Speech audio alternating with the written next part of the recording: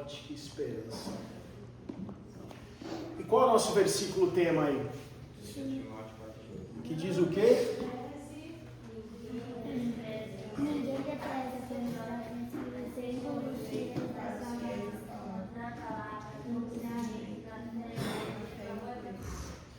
Todo mundo abriu aí, qual é?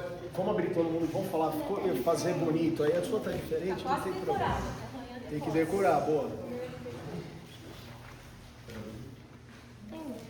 Eu não decorei ainda, então vamos falar junto aí. Todo mundo abriu? 1, 2, 3 e vamos lá?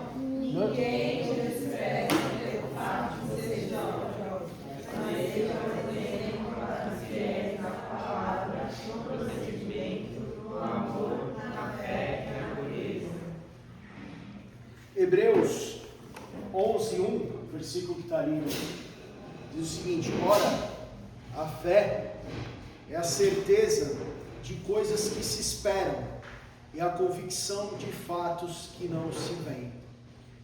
A gente espera muitas coisas, a Nicole falou muitas promessas, mas quando a gente fala dessa maturidade que a gente está falando, a fé não é acreditar quando tudo dá certo.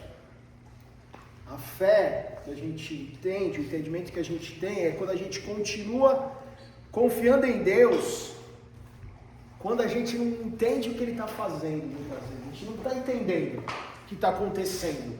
E ainda assim, a gente continua crendo nessa aventura.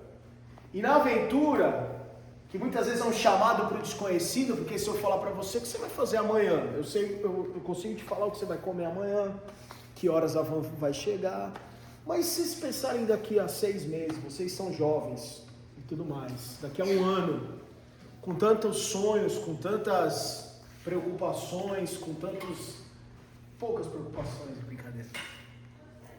O que vocês imaginam? A aventura começa e você não tem o mapa completo.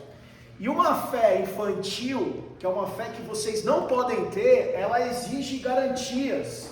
Agora, quando a gente tem uma fé madura, firmada em Deus, a gente vai ter coragem de dar o primeiro passo, mesmo não sabendo qual o segundo, qual o terceiro. Tô te ferrando, né, Paulo?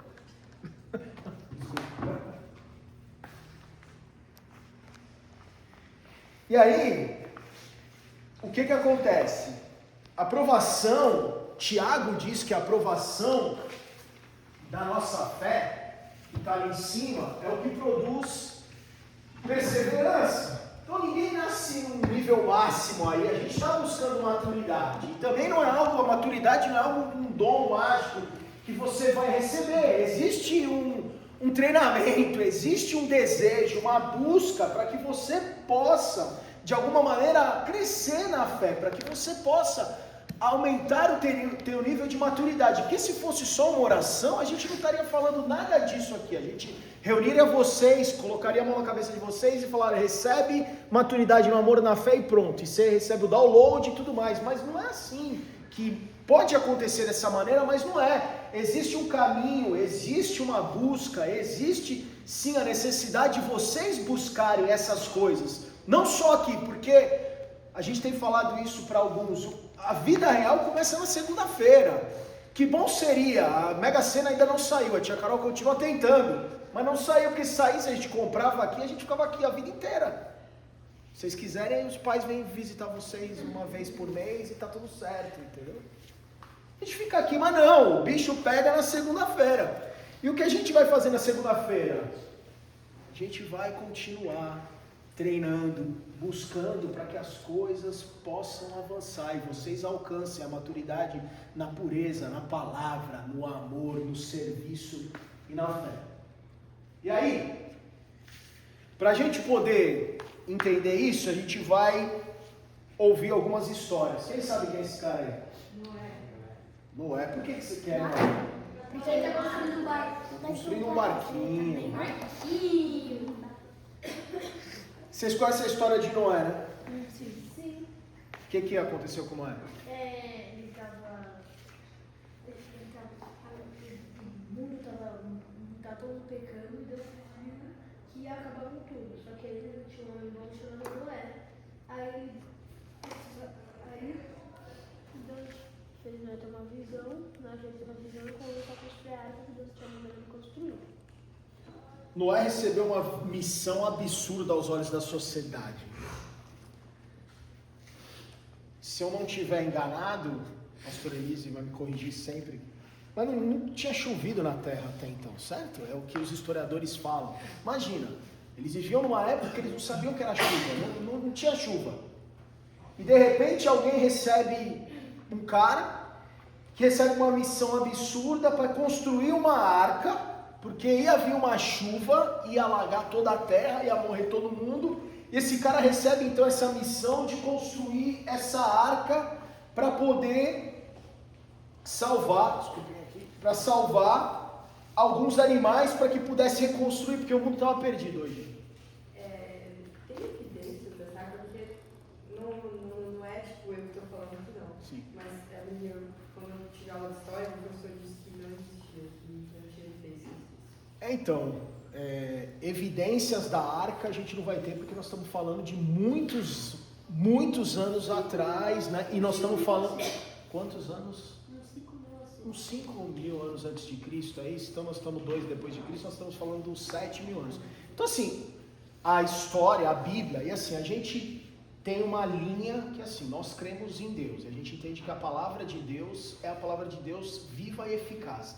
Então nós, a fé também que gera em nós é crer em algo, porque você vai viver com base no que? Nós cremos em Deus, nós sentimos Deus, Deus está aqui, e fé é isso, é crer sem ver, Deus está aqui, e a gente entende que a Bíblia é a palavra de Deus. Então nós entendemos que a Bíblia conta essas histórias, que são histórias de um Deus amoroso que vem salvando seu povo.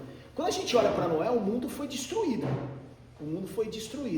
Então o que acontece é que evidências nós teríamos desse mundo, da arca, de algumas coisas? Eu não sei se historicamente tu tem alguma coisa. Tem um estudo recente que análises geofísicas foram realizadas na Turquia, e eles estão considerando, pela tradição bíblica, né, do UOL, tá? Mas eu vou fazer um caminho para vocês. Tem uma formação que é conhecida como Dulupinar, que é nas proximidades do Monte Ará. E esse está sendo já investigado há muito tempo, e eles dizem que pelo tamanho da formação e pela estrutura desse casco, a única ligação que poderia ter seria a existência dessa arca. Então, tem um estudo que já está em andamento. Essa estrutura foi identificada a primeira vez em 1959, tá? Não é de hoje. E eles têm feito estudos ao longo desse tempo todo. A formação tem 150 metros de comprimento e é a medida mais aproximada ao que nós chamamos da Arca de Noé. E eles têm feito nos últimos anos vários projetos lá. 2025 teve radar de penetração do solo. Então, essa é o que eles consideram hoje o achado geológico, sem sentido nenhum pela data, pelo histórico, principalmente pelo tamanho, que é muito semelhante ao tamanho da arca. Então tem muitos estudos ao longo de todos esses anos, tem vários estudos que comprovam a existência desses traços, né, da escritura. E eu entendo que, desculpa cortar, que talvez nunca se chegue a uma convicção concreta de que aquilo, você vê desde 1959, porque o dia que chegar, a gente vai aceitar, não por fé, a gente vai aceitar pela ciência. E o reino de Deus é movido, o pastor vai falar sobre isso, por fé. O exercício, o treinamento não é de ciência, o treinamento é de fé. Então, muito antes de alguém perguntar, poxa, mas tem achado geológico e tal, não sei o que, você tem que aceitar, porque você aceita pelo amor que você tem à palavra, por todas as estruturas que confirmam a existência da palavra de Deus como verdade. Mas tem sim, eu vou mandar para vocês depois, esses achados geológicos, e se vocês procurarem, vocês vão achar tipo, muita coisa. Tem muita tecnologia nessa análise do solo, perdão, Bi. Tem povos inteiros que não tem registro deles, eles têm tipo menos de 5.000 anos e a gente não sabe, a gente só sabe tipo contos e histórias deles. E aqui na América, a maioria vai não ter rastro Registro, e acreditam, é isso que... Sim, ok. Isso porque foi só colonização, tipo, imagina as coisas de mais de 5.000 anos atrás, não tem como. Aqui contou a Arca de Noé foi Moisés, né? Que escreveu o Pentateuco. tem várias culturas que falam que o mundo foi coberto por águas, né? De outras culturas mais antigas, né? E eles contam a forma deles, né? Da forma como chegaram eles contam essas histórias de que o mundo um dia foi coberto por águas, né?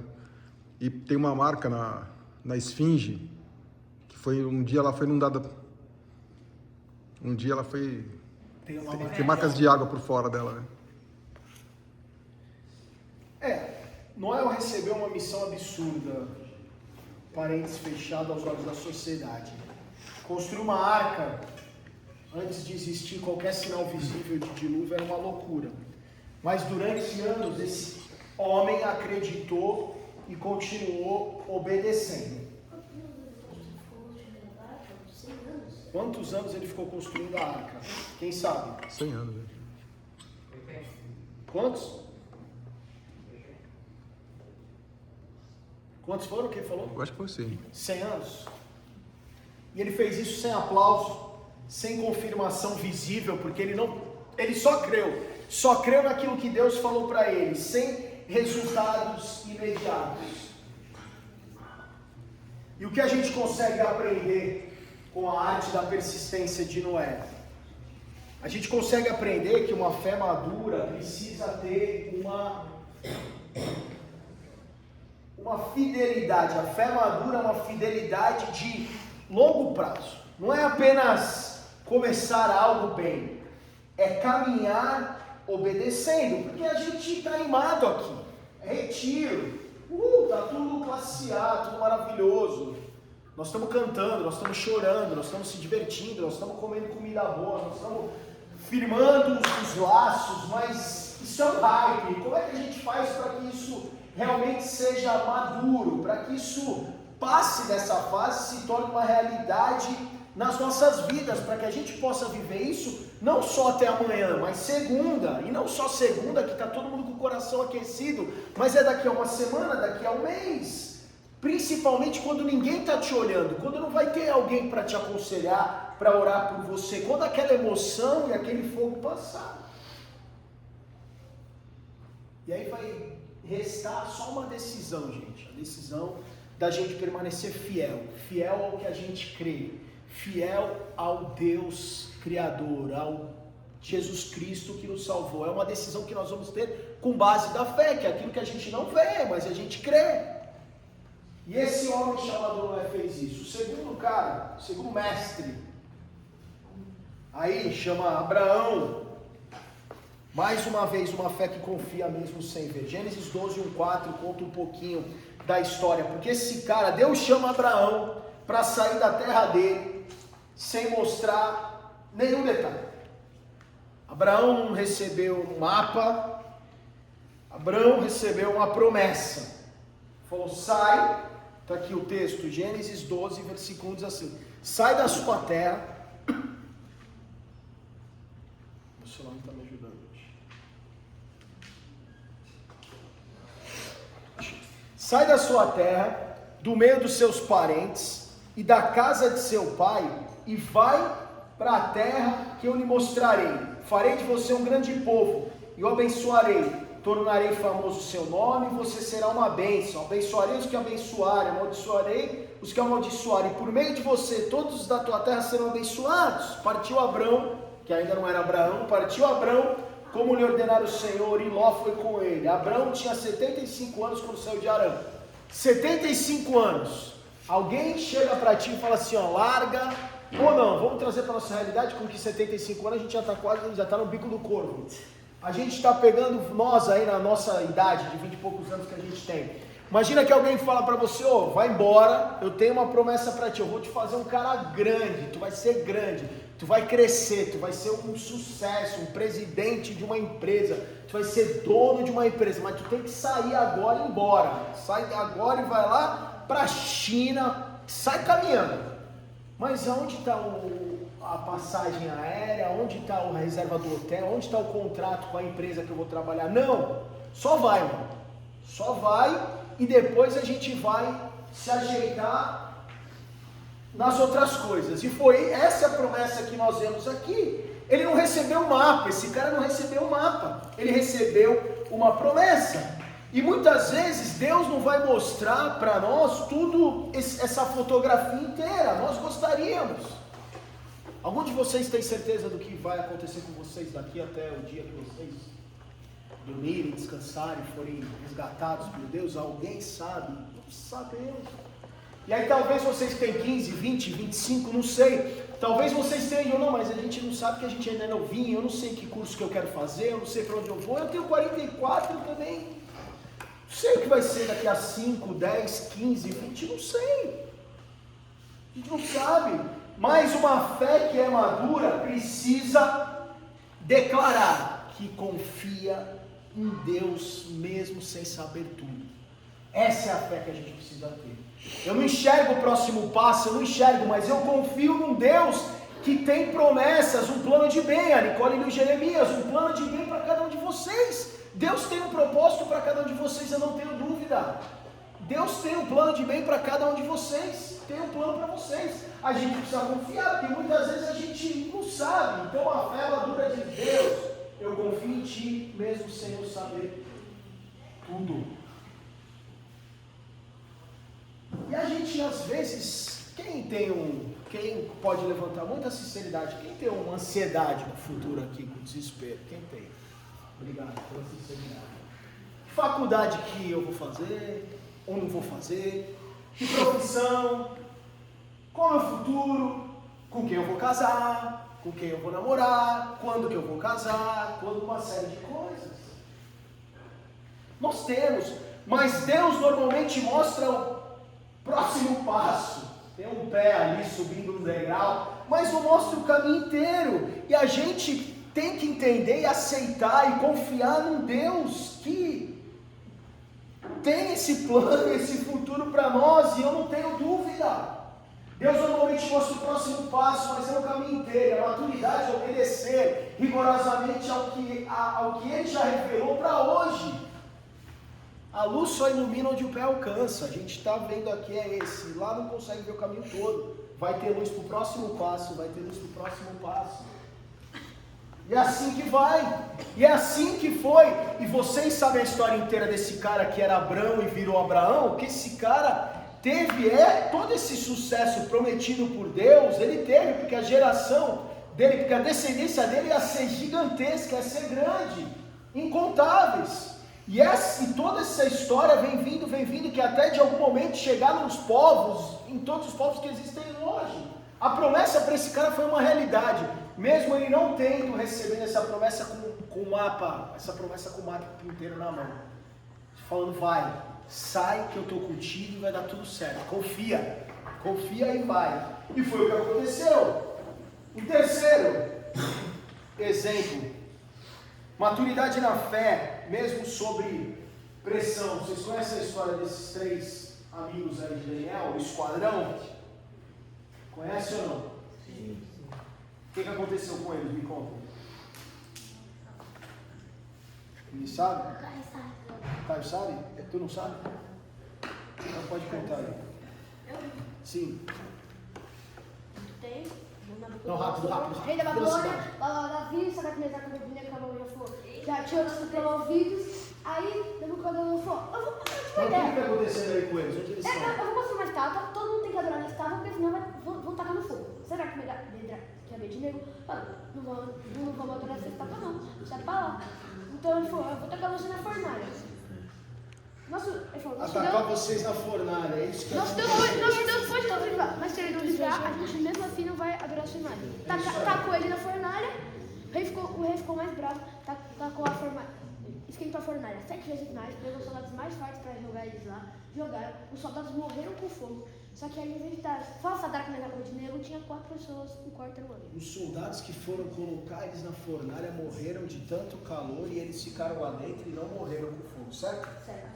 E a declaração desse esquadrão, desses caras aí, ó, Sadraque, Mesaque, Abednego, lá em Daniel 3, eles falaram o seguinte: eles tinham fé, o nosso Deus pode nos livrar. Eles confiavam em Deus, eles não tinham dúvida do poder de Deus, como nenhum de nós pode ter dúvida, ou deve ter dúvida, ou precisaria ter dúvida do plano de Deus para cada um de nós, ou do poder de Deus, ou do propósito de Deus. Esses caras não tinham dúvida. Mas ainda assim, eles falaram, se ele não nos livrar, a gente vai continuar crendo.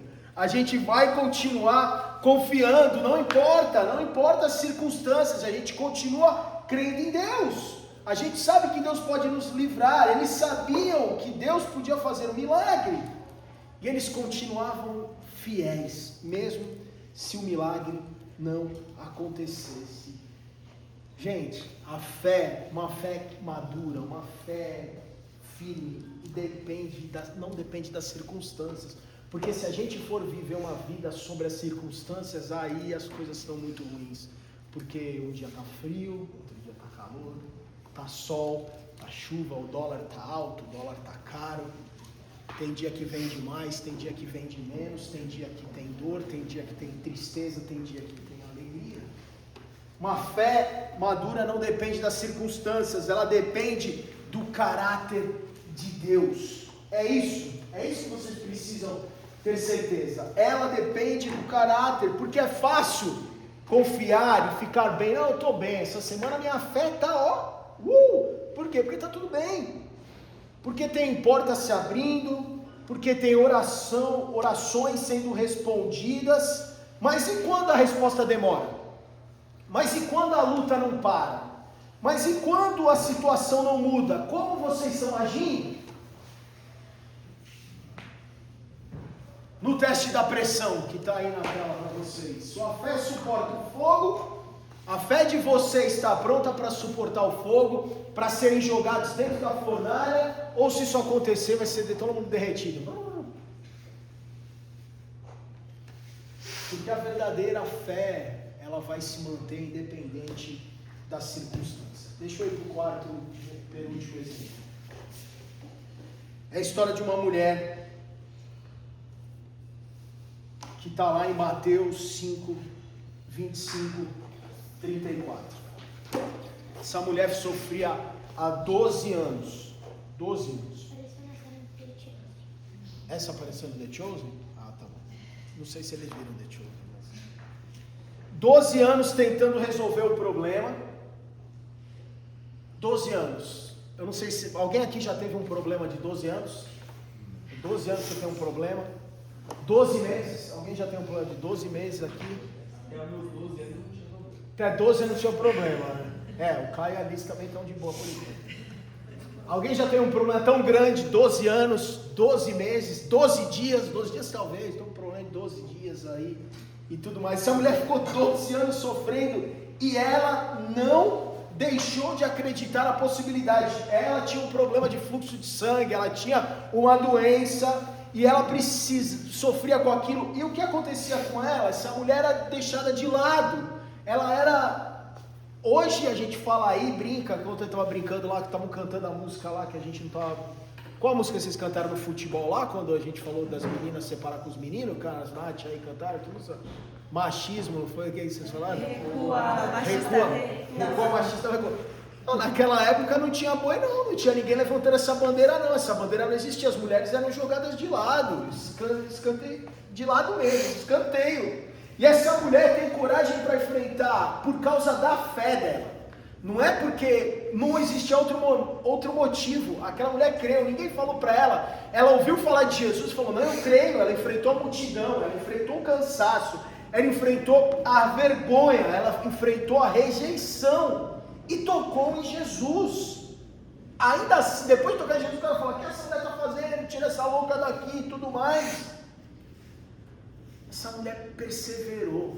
E uma fé madura é uma fé que persevera. É uma fé que faz com que vocês, cada um de vocês, continue buscando Deus, mesmo depois de muitas decepções, mesmo depois de muitas portas na cara aí, mesmo depois de uma série de situações, a gente tenta de novo, a gente não desiste. Porque talvez você esteja orando por algo há anos, ou não, há semanas, ou há meses. Talvez você esteja lutando contra um pecado há semanas, há dias, há meses. Talvez você esteja esperando uma resposta de Deus há semanas, há dia e há meses. E a maturidade da fé, a fé que a gente precisa ter Porque a gente não pode ser ignorado sendo jovem, como diz a carta de Paulo, como diz a carta de Paulo a Timóteo. A gente não deve ser ignorado como jovem, essa fé que permanece. Continua buscando Jesus sem desistir, e foi o que essa mulher fez. Não houve obstáculos para essa mulher, não houve nada que fez com que ela fosse largar, que ela desistisse. Mesmo ela sendo largada, mesmo ela sendo deixada de lado, ela não desistiu. O quinto exemplo e último para nós é de um cara chamado Pedro. Rocha, Pedrão. Tem vários textos aqui de situações interessantes com Pedro. Mateus 14, 28, 31. Quem sabe o que aconteceu com Pedro aqui? Quem é bom de Bíblia aí? Oi? Andou sobre as águas. Depois Lucas 22, 54. Então Pedro, quem não sabe a história de Pedro, estão lá andando na praia, saem de barco, estão esperando Jesus. Jesus fala: vocês podem ir indo que eu vou depois. Assim, primeira coisa que eu penso é, não tinha 2 barcos lá? Tinha Uber na água, Uber e jet ski, Uber barco, não. Os discípulos vão embora, deixam Jesus, eles estão lá, daqui a pouco Jesus vem andando sobre as águas. Aí os caras acham que era um fantasma e tudo mais, no meio de uma tempestade. Aí daqui a pouco Pedro olha e fala: não, é fantasma, não sei o que. Jesus fala: não, sou eu, vem. E aí ele anda, 1 passo, 2 passinhos, 3 passinhos, e ele afunda. Homem de pequena fé, por que você duvidou? Tem uma outra história de Pedro. E aí você tem 3, ó, bonito aqui, ó. Esse é inteligência artificial demais. Pedro se afogando. Que história é essa aqui, você sabe? Ele negando Jesus 3 vezes. Tem mais uma outra. É isso aí. 3 histórias. Depois Lucas 22, 54. 54, 62, Pedro está negando Jesus. E depois a gente tem uma história em João 21, 15, onde Jesus está dizendo o mesmo exemplo de ontem: você me ama, e 3 vezes ele ficou magoadinho, porque ele entendeu que Jesus estava duvidando dele. Mas Pedro andou sobre as águas, afundou. Pedro negou Jesus, e não foi uma vez só, negou 3 vezes Jesus.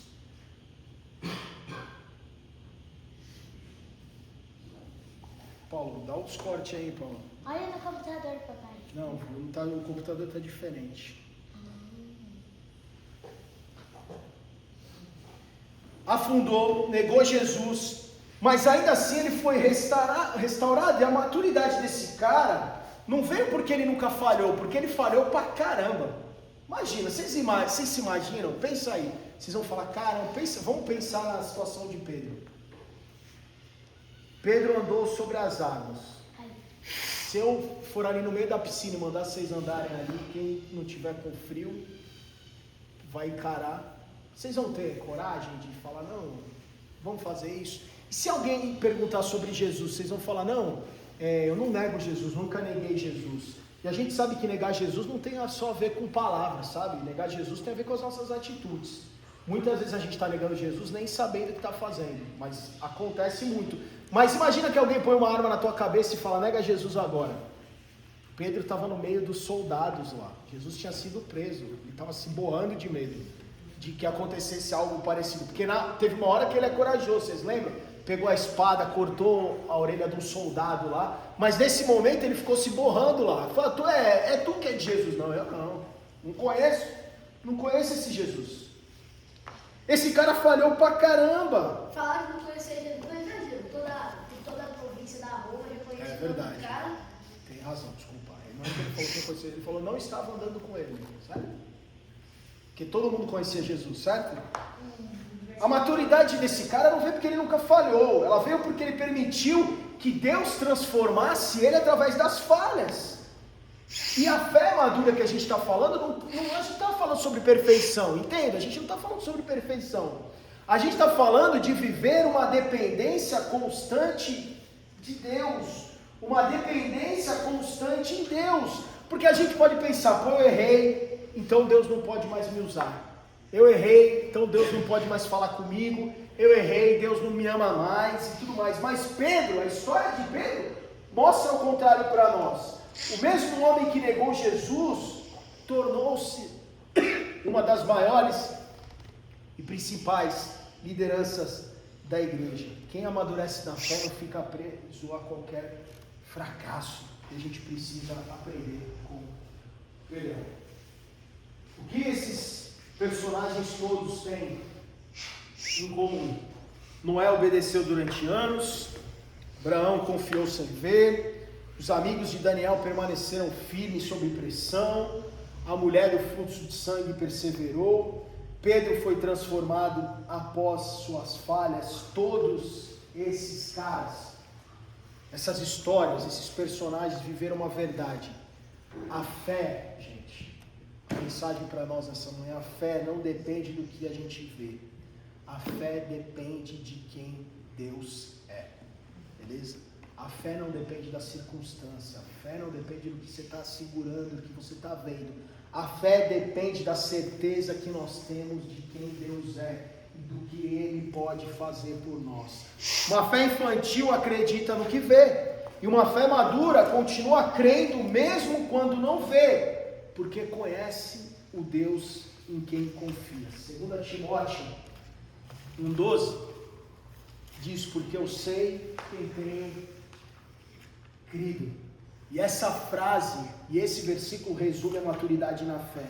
Não é apenas acreditar em algo, mas conhecer aquele em que se acredita. A fé infantil acredita no que vê. A fé madura conhece o autor, o Criador, o Deus que tem plano. E a gente precisa ter certeza para declarar, como Paulo está declarando para Timóteo, porque eu sei em quem. Não é no que. Você não crê nas suas convicções, você não crê na conta bancária, você não crê, de repente, nos projetos que você tem, que está tudo certinho, tudo caminho, daqui a pouco dá uma coisa errada. A gente não crê nas circunstâncias, a gente crê em quem. Porque eu sei em quem tenho crido. E nós cremos em quem? Nós cremos em Deus. E uma fé madura crê em Deus independente das circunstâncias. E foi isso que esses caras fizeram. Noé, nunca tinha chovido. O que estão falando? Que cara louco é esse? Ele continuou anos e anos construindo a arca. Aquela mulher 12 anos sofrendo, e ela continuou crendo que ela podia ser curada. Ela foi encontrar Jesus. Abraão sai de casa sem nada, sem um mapa. Vai, tu vai ser grande. Vai na fé, confia que tu vai ser grande. E esse cara se torna grande porque acreditou. Aqueles 3 amigos de Daniel que podiam ceder, eles podiam ceder pro rei. Eles podiam falar, não, tá bom, nós vamos te adorar, tá louco? Fornalha, vou morrer. Não, nós não vamos abrir mão daquilo que nós cremos, porque nós cremos um Deus que pode livrar, um Deus, e mesmo que Ele não livre, a gente continua crendo, porque nós precisamos. Vocês, eu e vocês precisam saber, ter certeza e confiar em quem Deus é. E ter a certeza em quem vocês creem, porque é isso que vai acalmar os corações, é isso que vai dar para nós a certeza do propósito, do plano que Deus tem. É isso que vai fazer com que a gente viva uma vida sem filtro. Não é mais uma fé infantil que só crê no que você pode ver, mas é uma fé que pode confiar, mesmo sem... Eu não sei, mas eu continuo confiando. Amém? Amém. Vocês entenderam? Alguém tem alguma dúvida? Não. Fala, Michel. Só tem uma dúvida. Por que o nome de Abraão mudou? Você falou que era Abraão, mudou para Abraão. Posso te contar essa história depois? Não, porque eu quero te contar uma história completa. Abraão significa pai das nações. É isso? Alguém não sabe por que Abraão, a mudança de nome? Depois eu vou contar para ti e para o João. Beleza. É uma prática comum trocar nomes, né? No Antigo Testamento tem gente de pessoas. Mas tem uma razão, principal. Paulo, Saulo. Mas isso é sempre Sara também mudou, né? Era normal essa prática. No Novo Testamento também. Alguém tem mais alguma dúvida sobre o que foi falado? Alguém quer fazer algum comentário? Não? Então eu queria fazer um exercício com vocês. Tem 3 perguntas aqui. Se vocês quiserem, eu vou tirar uma foto e vou mandar no... Vou mandar no meu rascunho aqui. Mas eu queria que a gente se reunisse em duplas, para falar sobre aquelas 3 coisas que estão ali, ó. Em qual área Deus está me chamando para confiar mais nele? Em qual luta estou pensando em desistir? E minha fé depende das circunstâncias ou depende do caráter de Deus? Você vai mandar no grupo? Agora, mano. Agora. Mas, não, quem perguntou? Eu. Para todo mundo eu vou mandar, menos para ti. Toma. Tem misericórdia. Não, anota aí, vai. Não, você tem que ter fé que o Tá com o caderninho Você tem aí? que ter fé, tem que ter a fé cega que essa é mentira. Vamos fazer isso, gente, uns minutinhos, depois a gente volta? Não, eu joguei aí, mas ó.